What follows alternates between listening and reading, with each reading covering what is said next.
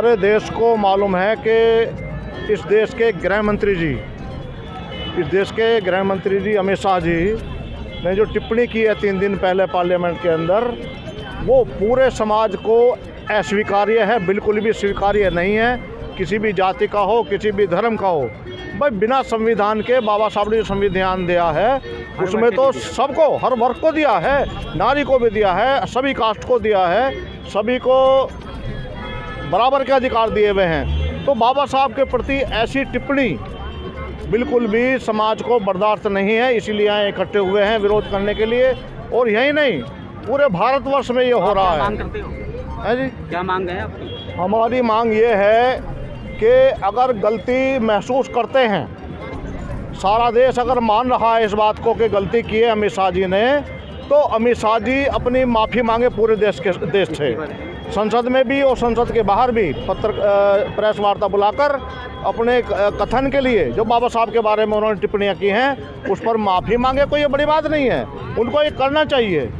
अगर उनसे गलती हो गई, जबान फिसल गई, तो माफ़ी मांगने में परेशानी क्या है। और अगर अमित शाह जी नहीं मांगते माफ़ी तो ये समाज आंदोलित रहेगा, और कब तक रहेगा ये कुछ कह नहीं सकते हैं। पूरे साल भी चल सकता है, 2 साल भी चल सकता है। और अभी तो ये शहरों छोटे छोटे शहरों में हो रहा है। आप देखेंगे कि आने वाले दिनों में ये बड़े स्तर पर होगा, पूरे देश व्यापी आंदोलन होगा, सारे दिल्ली में भी होगा। और अभी घोषणा हुई है 24 तारीख की कि पूरे जिला स्तर पर ये आंदोलन होंगे। उसके बाद एक नई घोषणा हो सकती है कि पूरे देश में एक दिन होगा।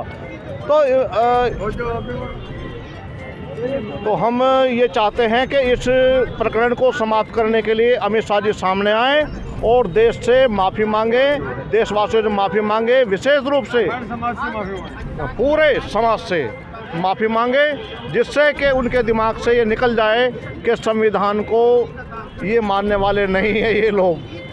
नहीं तो यही माना जाएगा भाई आप लोग संविधान के मानने वाले नहीं। बाबा साहब की प्रतिमा पर आए, इसके लिए आपको बहुत बहुत धन्यवाद।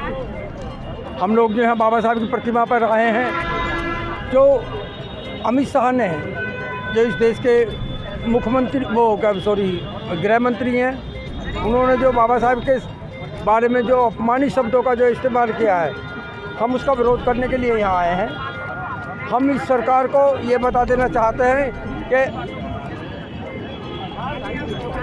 बाबा साहब के सम्मान में हमें चाहे जो भी बलिदान देना पड़े, हम पीछे नहीं हटेंगे।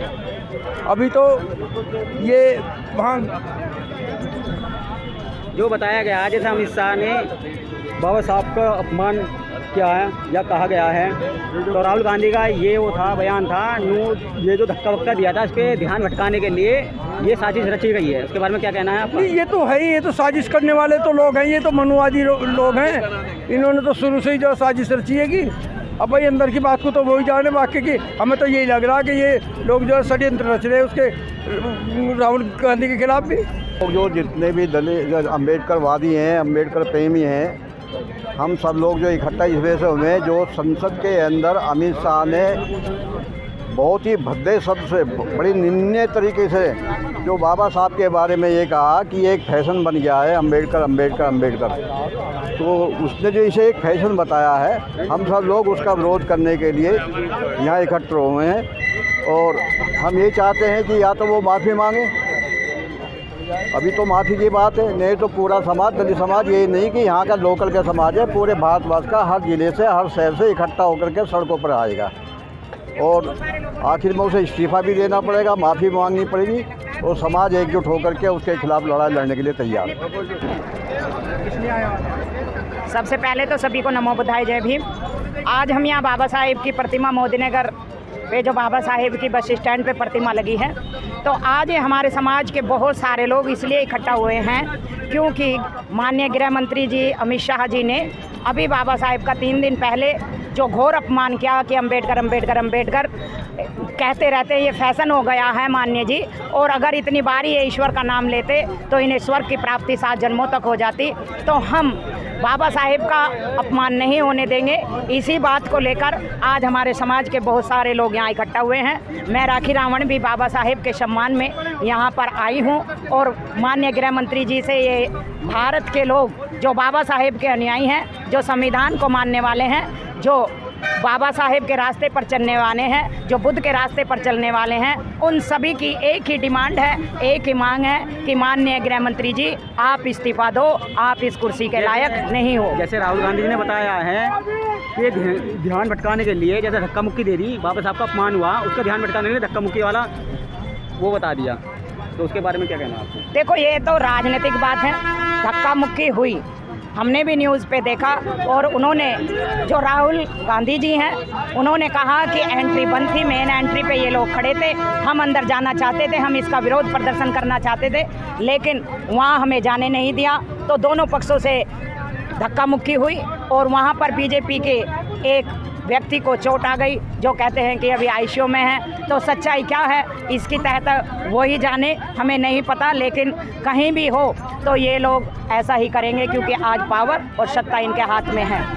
बीजेपी के लोग तो संविधान खत्म करने की बात करते हैं। अगर बीजेपी के लोग संविधान खत्म करने की बात करते हैं, मुझे भी पता है कि बीजेपी और आरएसएस के लोग संविधान विरोधी बात करते हैं और दिखावे में वो ये चाहते हैं कि हम बाबा साहेब के मानने वाले हैं, लेकिन उनके हाथ में इतनी पावर नहीं है कि वो इस भारत के संविधान को ख़त्म कर सकें। अगर उनके हाथ में इतनी पावर होती तो वो अब से पहले भारत के संविधान को ख़त्म कर देते।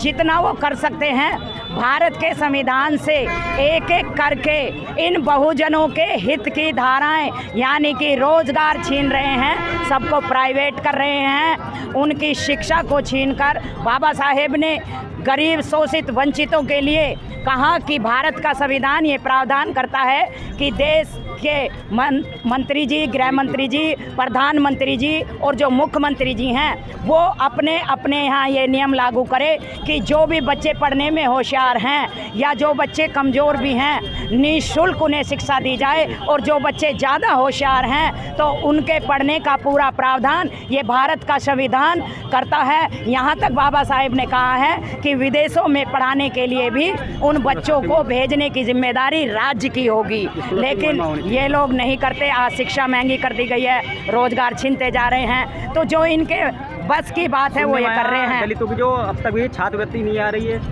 मैंने बताया ना कि जो ये कर सकते हैं इतना ये काम कर रहे हैं, क्योंकि ये नहीं चाहते कि इस बहुजन समाज के लोग अगर अच्छे शिक्षित हो गए तो उन्हें संविधान के बारे में जानकारी हो गई तो वो इस देश की पाखंडवादी मनुवादी व्यवस्था से दूर हो जाएगा, वो अंधविश्वास से दूर होगा, वो बाबा साहेब का समर्थक, बाबा साहेब का अनुयायी होगा। और जिस दिन उन्हें पता चल गया कि मैं जो मेरे पूर्वजों ने अपमान सहा, मैंने जो सहा, तो वो मनुवादी व्यवस्था के कारण सहा। ये था ज्ञान में दूध है शेरनी का, जो जितना ज्ञान लेगा बाबा साहेब कहते हैं, कहते नहीं थे, कहते हैं, शिक्षा वो शेरनी का दूध है, ज्ञान नहीं, शिक्षा वो शेरनी का दूध है, जो पिएगा वही दहाड़ेगा।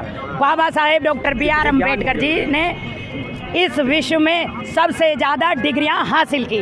बाबा साहेब के पास जितनी डिग्रियां हैं, जितना ज्ञान है, भगवान बुद्ध को छोड़ते हुए ज्ञान में भी सर्वोपरि बाबा साहेब से बढ़कर आज तक कोई पैदा नहीं हुआ, और डिग्रियां तो बाबा साहेब के पास हैं। तो इसलिए बाबा साहेब ने वो डिग्रियां ली और ऐसे दहाड़े कि इस भारत की मनुवादी व्यवस्था पर आज भी बाबा साहेब भारी पड़ रहे हैं। तो बाबा साहेब का जरा सा भी कहीं नाम कोई टच कर देता है तो इस देश के बड़े बड़े हुक्मदारों को आज भी पता चल जाता है कि ये बाबा साहेब डॉक्टर B.R. अम्बेडकर क्या क्रांति हैं। तो यही मैं कहना चाहती हूँ कि इस देश की महिलाओं को बताओ, इस देश के बच्चों को बताओ कि शिक्षा वो शेरनी का दूध है, जो पिएगा वो ही दहाड़ेगा। और बाबा साहेब से बढ़कर महिलाओं को किसी ने कभी कोई अधिकार नहीं दिया। जितने भी अधिकार दिए वो बाबा साहेब डॉक्टर B.R. अम्बेडकर ने दिए भारत की समस्त नारी को, चाहे वो किसी भी वर्ण से है, धर्म से है, जाति से है, किसी वर्ग से हो, हाँ किसी भी वर्ण से है। बाबा साहेब ने किसी में भी कोई फर्क नहीं किया, कोई भेदभाव नहीं किया। भारत का संविधान बनाकर उन्होंने प्रत्येक नारी को प्रत्येक समान अधिकार दिए हैं। धन्यवाद।